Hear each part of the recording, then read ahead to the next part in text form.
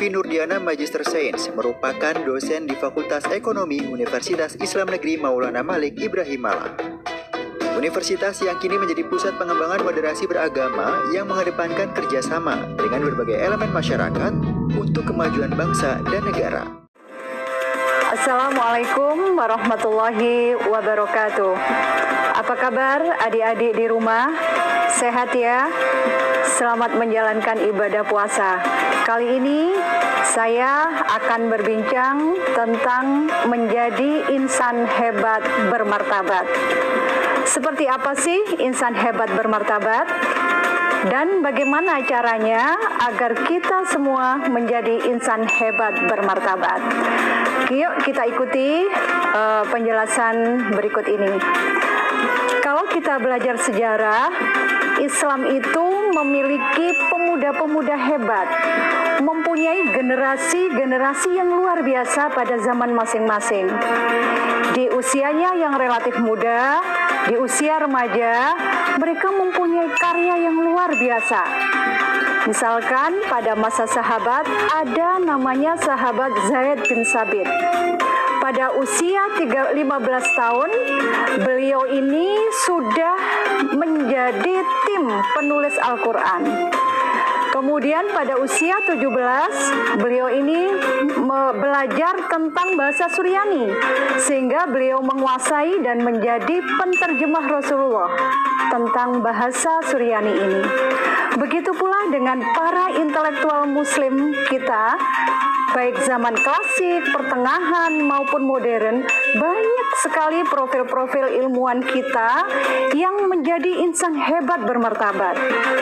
Misalkan Al-Farabi, Al-Kindi, Al-Ghazali, Ibnu Khaldun, Ibnu Sina, dan masih banyak lagi yang lain.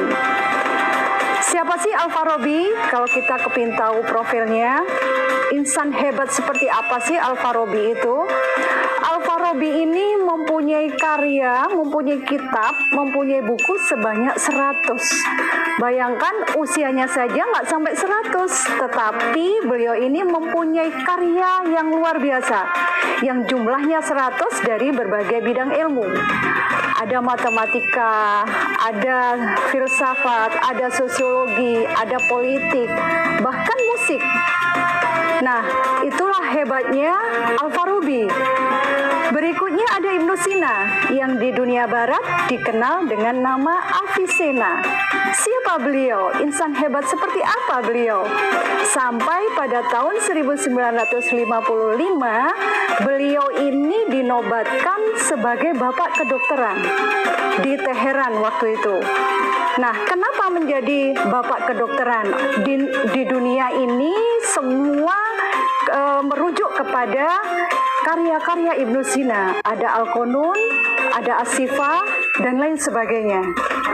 Ada lagi Al-Mawardi, ada lagi Ibnu Khaldun, yang karya-karyanya sampai detik ini bisa kita baca. Ada lagi yang namanya Al-Ghazali, yang mana karya-karyanya itu sampai 450 buku. Bayangkan adik-adik semuanya. Beliau usianya hanya 58 tahun, tapi karyanya sudah 450 tahun di berbagai bidang ilmu. Selain itu Ibnu Firnas ini penerbang pertama ketika di Amerika pada tahun 1903 itu ada Wright bersaudara yang menjadi penerbang pesawat pertama. Ibnu Firnas ini jauh sebelum itu sudah menerbangkan sekalipun dengan teknologi yang sangat sederhana. Kemudian ini menjadi inspirasi bagi dunia keilmuan kita. Nah, bagaimana sih mereka bisa menjadi insan hebat? Bagaimana kita bisa meniru beliau-beliau itu? Nah, sebentar lagi kita akan kaji kunci sukses menjadi insan hebat pada era milenial ini. Kita jeda dulu sebentar, bersambung setelah ini. Adik-adik di rumah, sekarang bagaimana Al-Quran membincang manusia hebat ini? Kalau dalam surat Ali Imran 191 disebutkan alladzina yadhkurunallaha qiyaman wa qu'udan wa 'ala junubihim wa yatafakkaruna fi khalqis samawati wal ard Rabbana ma khalaqta hadza batila subhanaka faqina azabannar. Artinya, orang-orang yang selalu mengingat Allah baik dalam keadaan berdiri, duduk, berbaring, dan selalu memikirkan ciptaan Allah di semesta alam ini sambil berkata, wahai Tuhanku, tidak sia-sia apa yang Engkau ciptakan, maka jauhkan kami dari siksa api neraka. Nah, di situ ada kata kunci. Pertama adalah selalu mengingat Allah. Mengingat Allah bukan hanya subhanallah, alhamdulillah, masya Allah, bukan sekedar itu. Tapi mengingat Allah berarti terimplementasi dalam sikap kita sehari-hari, perilaku kita, berakhlak mulia, sangat menghormati sesama yang lain. Dan yang kedua adalah harus selalu berpikir, bereksplorasi, bereksperimen. Nah, itu yang diidealkan oleh Al-Quran, generasi hebat yang disebut dengan generasi ulul albab. Nah, adik-adik, ada kata kunci sebenarnya. Kalau kita belajar taklimul muta'alim, gimana sih supaya mendapatkan ilmu? Kalau kita sudah punya dapat ilmu, tentunya kita bisa mengembangkan ilmu kita, menjadi manusia hebat. Nah, apa resepnya? Dalam taklimul muta'alim tentu sudah hafal semua ya. Pertama, zakaun. Zakaun artinya cerdas. Siapa saja yang bisa cerdas? Apakah yang nggak cerdas? Nggak bisa. Semua kita ini diberi potensi oleh Allah tentang kecerdasan itu. Nah, yang kedua adalah wahirsun. Wahirsun adalah spirit, semangat. Nggak boleh diem, harus terus bereksplorasi, belajar seumur hidup, belajar tiada henti. Yang ketiga adalah wabul ghotun. Wabul ghotun itu apa? Ada finansial. Sekarang beasiswa banyak. Saya miskin, saya nggak bisa belajar, nggak ada alasan. Kenapa? Karena beasiswa juga banyak. Nah, tadi ada juga wastibarun. Jadi konsisten, mulai dari kecil kita punya potensi apa, punya minat apa, terus itu yang kita gali. Artinya ada konsistensi. Nah, berikutnya selain itu adalah wa irsyadu ustazi. Apa itu? Ada guru, ada yang membimbing. Kalau sekarang dalam keadaan social distancing, kita belajar dari rumah. Ada orang tua kita, ada ayah kita, ada ibu kita, ada saudara kita, ada guru kita yang menyapa dari daring.